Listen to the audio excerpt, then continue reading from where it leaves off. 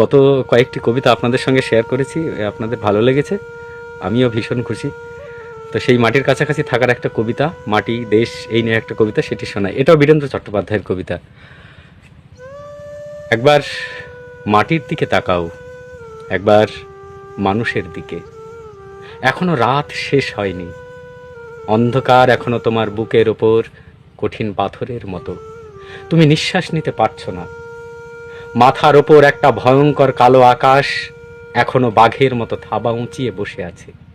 তুমি যেভাবে পারো ওই পাথরটাকে সরিয়ে দাও, আর আকাশের ভয়ঙ্করকে শান্ত গলায় এই কথাটা জানিয়ে দাও, তুমি ভয় পাওনি। মাটি তো আগুনের মতো হবেই যদি তুমি ফসল ফলাতে না জানো। যদি তুমি বৃষ্টি আনার মন্ত্র ভুলে যাও, তোমার স্বদেশ তাহলে মরুভূমি।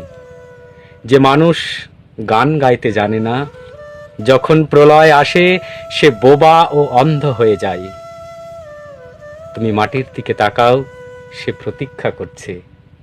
তুমি মানুষের হাত ধরো, সে কিছু বলতে চাই।